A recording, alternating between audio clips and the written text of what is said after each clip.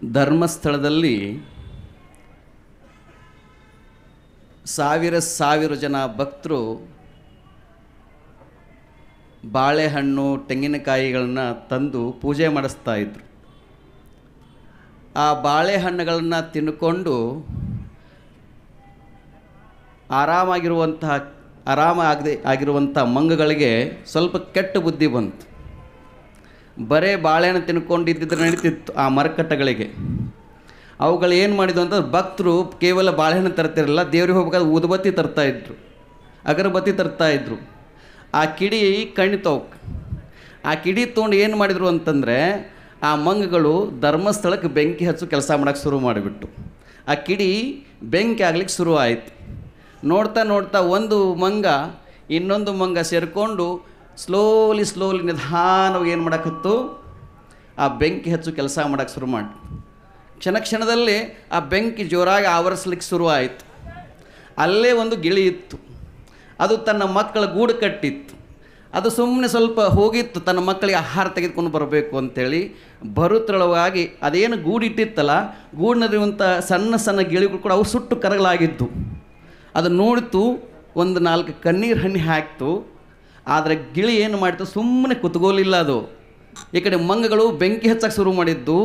ಗಿಳಿ ಏನು ಮಾಡಿತ್ತು ಅಂತಂದ್ರೆ ದೂರ ಹಾರ್ಕೊಂಡು ಬಂದು ಒಂದು ಚುಂಚ ಬಾಯೊಳಗೆ ಒಂದು ಸ್ವಲ್ಪ ನೀರು ತೆಗೆದುಕೊಂಡು ಬಂದು ಎಲ್ಲೆಲ್ಲಿ ಬೆಂಕಿ ಹತ್ತಲ್ಲ ಅಲ್ಲಿ ಹಾಕಕ್ಕೆ ಶುರು ಮಾಡಿತ್ತು. ದೂರ ಹಾರೋದು, ಒಂದು ಹನಿ ನೀರು ತರೋದು, ಎಲ್ಲಿ ಬೆಂಕಿ ಹತ್ತಿರುತ್ತೆ ಅಲ್ಲಿ ಹಾಕೋದು. ಹಿಂಗೆ ಪೂರ ದಿನ ಎಲ್ಲ ಮಾಡೋಕ್ಕತ್ತಿತ್ತು. ಈ ಕಡೆ ಬೆಂಕಿ ಹಚ್ಚಕ್ಕೆ ಶುರು ಮಾಡಿದ್ದು ಮರಕಟ್ಟಗಳು.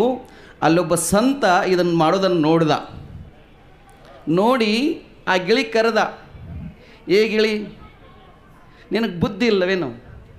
ಇಷ್ಟೊಂದು ಕೆಟ್ಟ ಮಂಗಗಳು ಈ ಕೆಟ್ಟ ಬಿಸಿಲೊಳಗೆ ಬೆಂಕಿ ಹಚ್ಚಕ್ಕೆ ಶುರು ಮಾಡಿದಾವ, ನಿಂದು ಒಂದು ಹನಿ ಎಲ್ಲಿ ಆಗ್ತದೆ ಅಂತ ಕೇಳಿದ.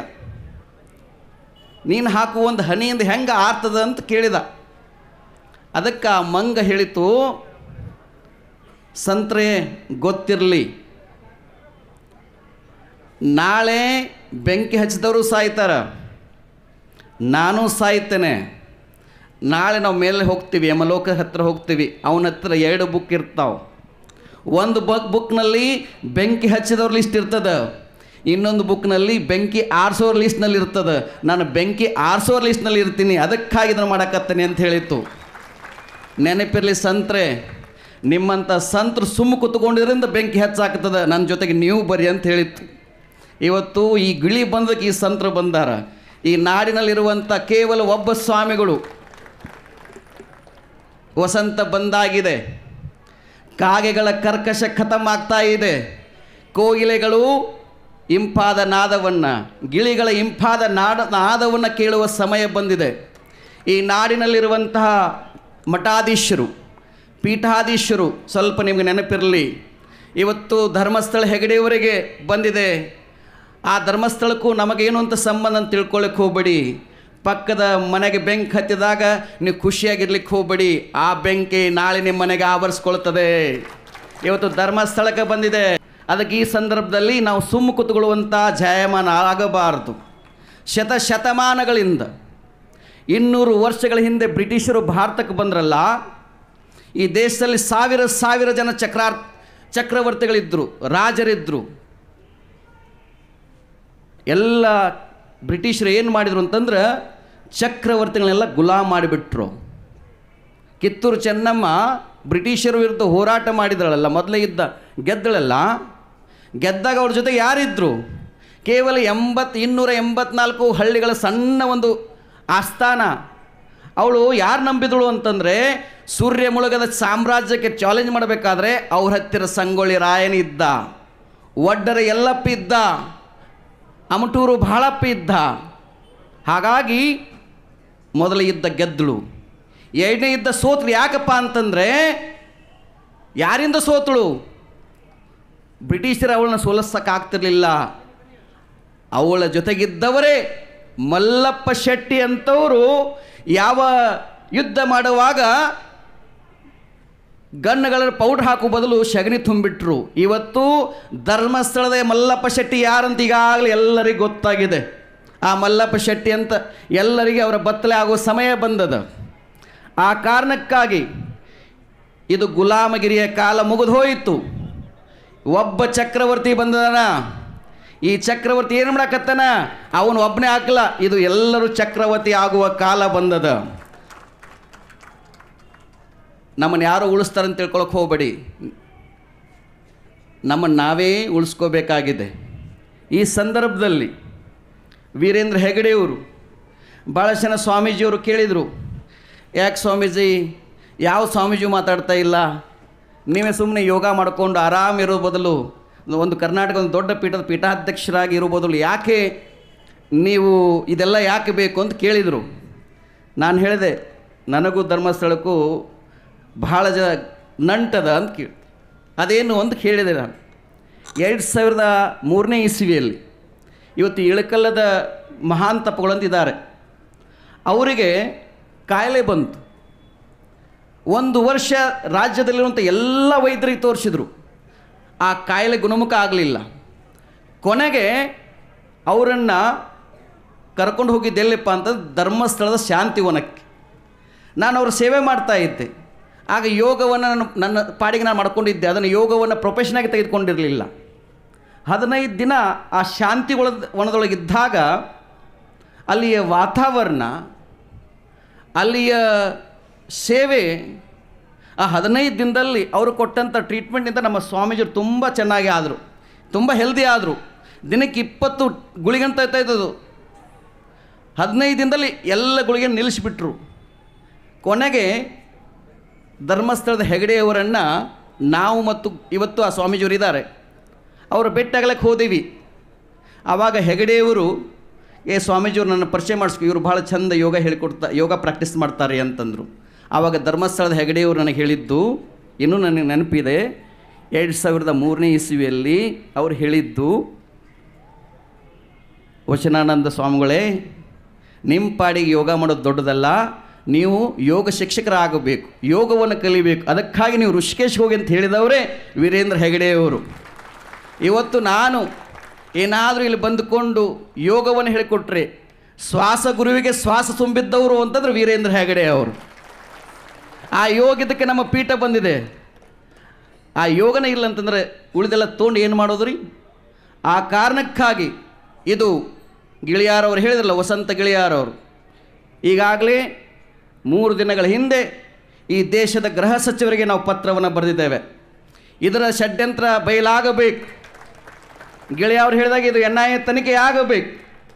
ನಾಳೆ ಸದ್ಗುರು ಆಗ್ತಾ ಇದೆ. ಕೆಲವು ದಿನಗಳಿಂದ ನಾನು ಅಮೇರಿಕಕ್ಕೆ ಹೋಗಿದ್ದೆ.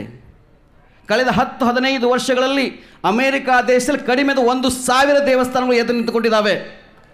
ಚರ್ಚೆಗಳು ಮಾರಾಟ ಆಗಿ ಚರ್ಚೆ ಸ್ಥಳಗಳಲ್ಲಿ ದೇವಸ್ಥಾನ ನಿರ್ಮಾಣ ಆಗ್ತಾ ಇದ್ದೇವೆ. ಇಡೀ ಜಗತ್ತು 196 ದೇಶಗಳು, ಈ ದೇಶದ ಪ್ರಧಾನಮಂತ್ರಿ ನರೇಂದ್ರ ಮೋದಿಜಿಯವರು ಪ್ರಧಾನಮಂತ್ರಿ ಆದ ಮೇಲೆ 196 ದೇಶಗಳು ಸೂರ್ಯನಡೆಗೆ ಮುಖ ಮಾಡಿ ಯೋಗವನ್ನು ಆಚರಣೆ ಮಾಡ್ತಾ ಇದ್ದಾವೆ. ಅಂತಹ ನರೇಂದ್ರ ಮೋದಿಜಿಯವರು ನೋಡಿದ ಮೇಲೆ ಇವತ್ತು ಭಾರತ ವಿಶ್ವಗುರು ಆಗುವಂಥ ಕಾಲ ಬಂದಿದೆ.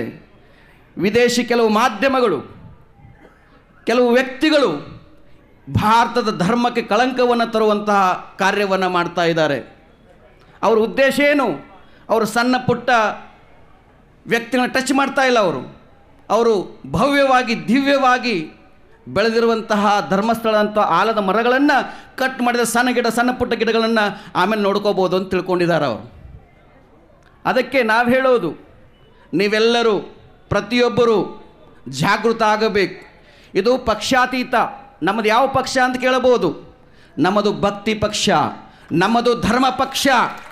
ನಾವು ಯಾವುದೇ ಪಕ್ಷದ ಮೆಂಬರ್ಗಳಲ್ಲ, ನಮಗೆಲ್ಲರೂ ಅಷ್ಟೇ. ನನಗೆ ದೇಶ ಮುಖ್ಯ, ಧರ್ಮ ಮುಖ್ಯ. ನಾವು ರಾಷ್ಟ್ರ ಧರ್ಮವನ್ನು ಪಾಲನೆ ಮಾಡಬೇಕು. ಆಮೇಲೆ ನಮ್ಮ ಮಠ ಪೀಠಗಳು ಇದ್ದೇ ಇರ್ತವೆ. ದೇಶ ಇದ್ದರೆ, ರಾಷ್ಟ್ರ ಇದ್ದರೆ ಮಠ ಪೀಠ ದೇವಸ್ಥಾನಗಳು.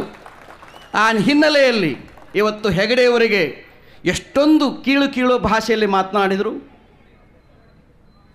ಎಂಥ ದೊಡ್ಡ ವ್ಯಕ್ತಿತ್ವ ಗೊತ್ತವರು. ನಿಮಗೆ ಗೊತ್ತಿರಲಿ, ನಿಮಗೆಲ್ಲ ಗೊತ್ತು, ಹದ್ದು ಹದ್ದು ಅತ್ಯಂತ ಕಾಟ ಕೊಡುವಲ್ಲಂಥ ಒಂದು ಪಕ್ಷಿ ಅಂತಂದ್ರೆ ಹದ್ದಿಗೆ ಕಾಗೆ.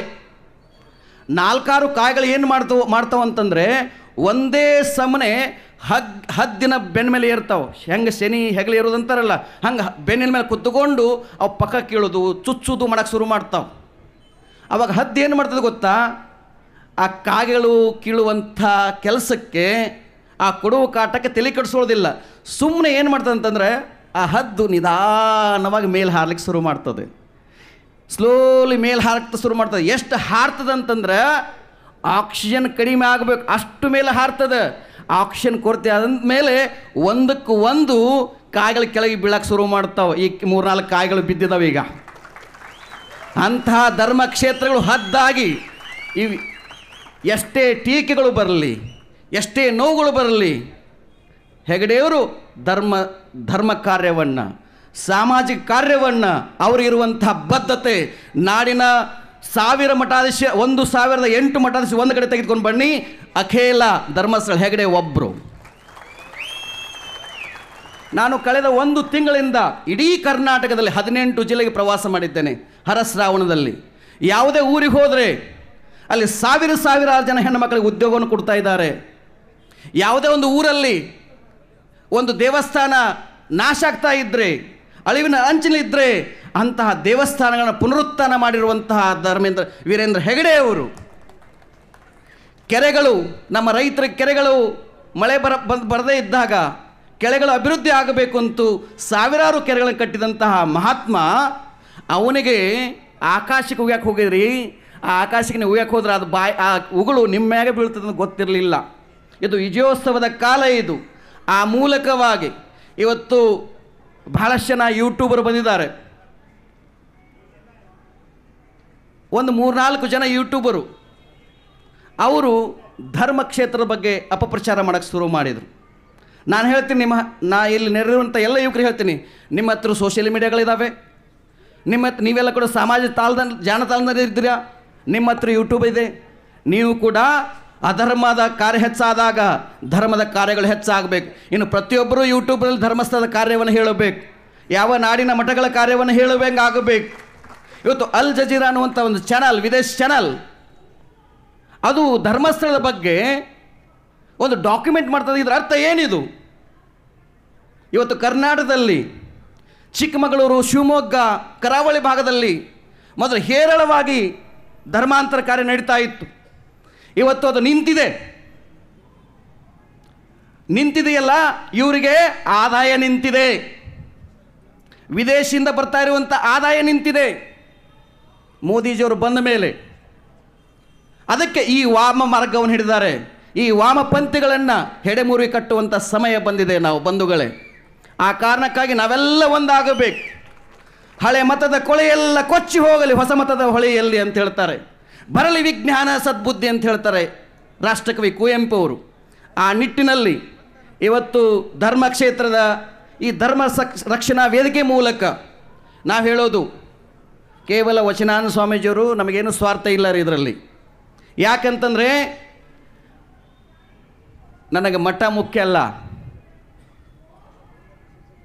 ನನಗೆ ಪೀಠ ಮುಖ್ಯ ಅಲ್ಲ, ನನಗೆ ಧರ್ಮ ಮುಖ್ಯ, ಈ ರಾಷ್ಟ್ರ ಮುಖ್ಯ.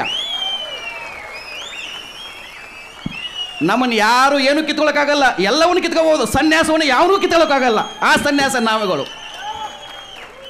ಇದು ರೋಷದ ಮಾತಲ್ಲ, ಇದು ಆವೇಶದ ಮಾತಲ್ಲ, ಇದು ಧರ್ಮದ ಮಾತು. ಆ ನಿಟ್ಟಿನಲ್ಲಿ ಪ್ರತಿಯೊಬ್ಬರೂ ನಮ್ಮ ಪುನೀತನಂಗೆ ಆಗಬೇಕು. ಆ ಕೀರ್ತಿದಲ್ಲ ಕೀರ್ತಿ, ಅವನು ಕಿರಿಕೀರ್ತಿ ಅಂತ ಬಾತ್ ತಿಳ್ಕೊಂಡ್ರೆ ಇವತ್ತಿನಿಂದ ಅವನು ಧರ್ಮ ಕೀರ್ತಿ. ಇಂಥ ಯುವಕರು ಬೇಕು. ಅದಕ್ಕೆ ಸಾವಿರ ಜನ ಯುವ ಪಡೆ ಬರಬೇಕು. ಹೆಂಗೆ ಶಿವಾಜಿ ಹಿಂದೆ ಇತ್ತು. ಹಿಂದೆ ನಮ್ಮ ದೇಶದಲ್ಲಿ ಗಜನಿ ಮೊಹಮ್ಮದ್ ಬಂದ, ನಮ್ಮ ದೇವಸ್ಥಾನ ನಾಶ ಮಾಡ್ಲಿಕ್ಕೆ ಶುರು ಮಾಡಿದ.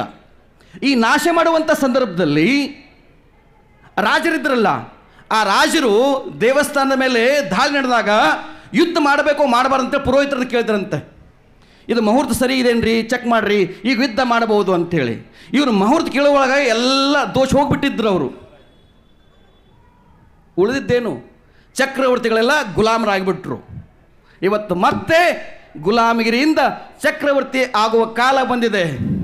ಪ್ರತಿಯೊಬ್ಬರಲ್ಲಿ ಚಕ್ರವರ್ತಿ ಅನ್ನೋದು ಒಂದು ಥಾಟ್, ಅದು ವ್ಯಕ್ತಿ ಅಲ್ಲ, ಅದೊಂದು ವಿಚಾರ ಆಗಬೇಕು. ಗಿಳಿ ಅನ್ನೋದು, ವಸಂತ ಅನ್ನೋದು ಅದು ವ್ಯಕ್ತಿ ಅಲ್ಲ, ಅದೊಂದು ವಿಚಾರ ಆಗಬೇಕು. ಅದಕ್ಕೆ ಭಗತ್ ಸಿಂಗ್ ಹೇಳಿದ್ದು, ನೀವು ನನ್ನನ್ನು ಸಾಯಿಸ್ಬೋದು, ನನ್ನೊಳಗಿರುವಂಥ ಶಕ್ತಿಯನ್ನು, ನನ್ನ ವಿಚಾರಗಳನ್ನು ಯಾವತ್ತೂ ಸಾಯಿಸೋಕ್ಕಾಗಲ್ಲ. ನಾವು ಸಾಯ್ತೀವಿ, ನೀವು ಸಾಯ್ತೀವಿ, ಆದರೆ ನಾವೆಲ್ಲರೂ ಸತ್ರು ಚಿಂತೆ ಇಲ್ಲ. ಧರ್ಮ ಕ್ಷೇತ್ರಗಳು, ಧರ್ಮ ಉಳಿಬೇಕು, ಅಂದರೆ ದೇಶ ಉಳಿದ ಹಾಗೆ.